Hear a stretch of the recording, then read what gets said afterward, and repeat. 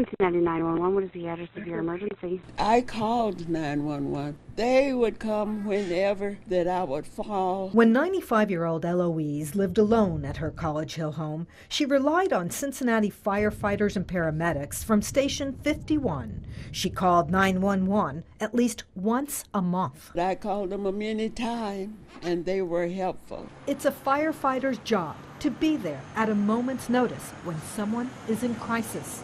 But what constitutes a crisis, and how much does it cost taxpayers? Fox 19 Investigates asked the city for every fire and medical run in a 2-year period. We wanted to know why and how frequently people were calling 911. In Cincinnati, a fire truck or engine responds to every medical call. That is costly.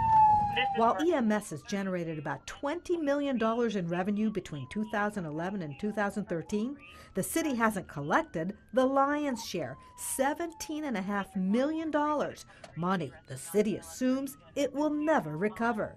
That's the equivalent of paying the yearly salaries of 350 firefighter paramedics, or operating the streetcar for more than 4 years. I mean, it's very expensive to provide this service. In 2012 and 2013, crews responded to more than 75,000 calls each year, the bulk of them medical. Serious conditions like cardiac arrest and possible strokes.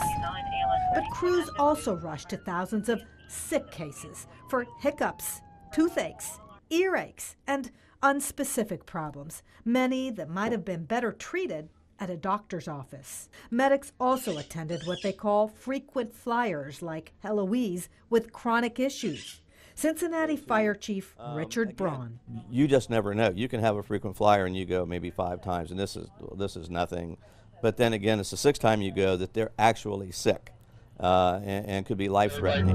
Cincinnati City Council member Yvette Simpson says the solution is not trying to collect more, but rather to get people before they turn to 911.